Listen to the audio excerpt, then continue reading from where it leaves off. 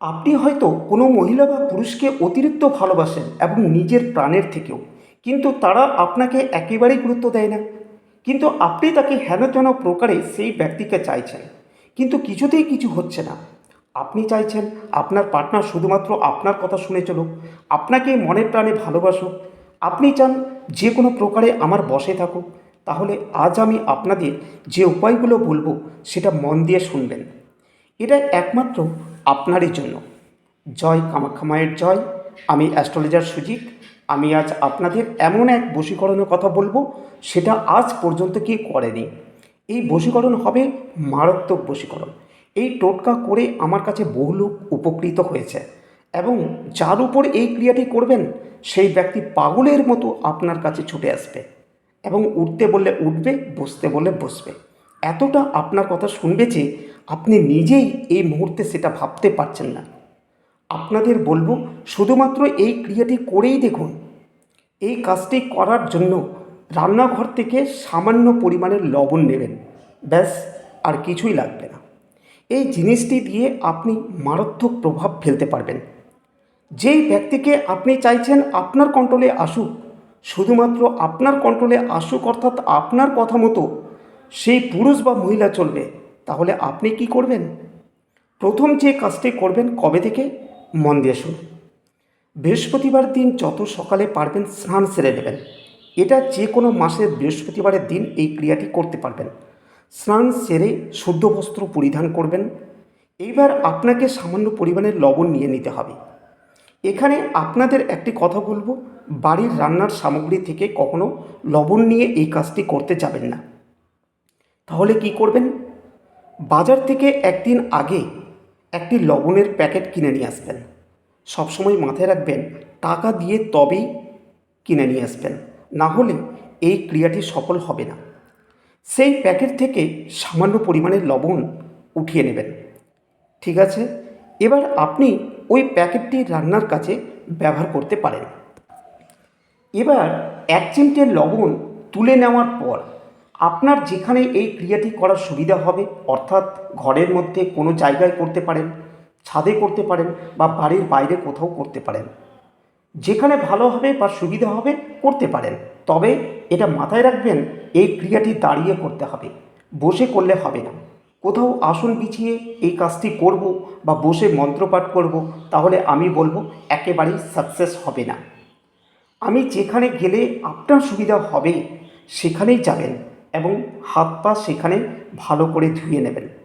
এবার হাতের মধ্যে ওই এক চিমটে লবণ নেবেন, সেটা আপনার বাম হাতের তালুতে, আর মুখটা রাখবেন উত্তর দিকে, অন্য কোনো দিকে দাঁড়াবেন না। এবার আমি যে মন্ত্রটা আপনাকে বলবো সেই মন্ত্রটা আপনাকে বলতে হবে 118 বার। তবে এই মন্ত্রটা খাতা দেখে দেখে বললে কার্যসিদ্ধি হবে না। কি করবেন? মন্ত্রটাকে আগে ভালো করে মুখস্থ করে নেবেন। এবার হাতের তালুতে লবণের দিকে তাকিয়ে এই মন্ত্রটি পাঠ করতে হবে 118 বার। মন্ত্রটি এবার দেখে নিন। আমি মুখে বলছি না, শুধুমাত্র অমুকের জায়গায় ওই ব্যক্তির নাম পদবী সহ বলবেন। এই মন্ত্রটি 118 বার পুরোপুরি বলবেন, একটি কম বা একটি বেশি যাতে না হয়। পারলে 118টি রুদ্রাক্ষের মালা, বাজারে কেনা মালা নিয়ে এই মন্ত্রটি জপ করতে পারেন। এবার এই হাতের লবণটি কোনো নিরামিষ খাবারের মধ্যে ছিটিয়ে দেবেন। তবে খাবারের পরিমাণ যতটুকু থাকবে ততটুকু পরিমাণে লবণ ছেটাবেন। সেই খাবার যাতে ওই ব্যক্তি খেতে পারেন, অন্য কোনো ব্যক্তিকে খাওয়াতে যাবেন না। এইভাবে এই উপায়টি করুন, এবং সেই ব্যক্তি কোনোভাবেই বুঝতে পারবে না যে আপনার কন্ট্রোলে কিছুদিন পর আসতে চলেছে। তবে আমি আবারও বলছি, এই খাবার যাতে একেবারে নিরামিষ খাবার হয়। এবার যখন সেই ব্যক্তিকে খাইয়ে দিলেন, তারপর আপনি যেই কাজের জন্য এই কাজটি করলেন সেটা ঈশ্বরকে ধন্যবাদ জানাবেন, এবং পজিটিভলি। এই উপায়টি করার আগে এই রকম প্রার্থনা একবার করে নেবেন, তারপর এই কাজগুলো বা উপায়গুলো শুরু করবেন। তবে একটা কথা মাথায় রাখবেন, কারো ক্ষতি করার জন্য এই উপায়টি করতে যাবেন না, না হলে হিতে বিপরীত হয়ে যেতে পারে। আপনি যদি সেই ব্যক্তির জন্য সত্যি কষ্ট পেয়ে থাকেন, তবে এই কাজটি করতে যাবেন। অন্য কোনো বা কারো দাম্পত্য জীবন ক্ষতি করে এই কাজটি করবেন না।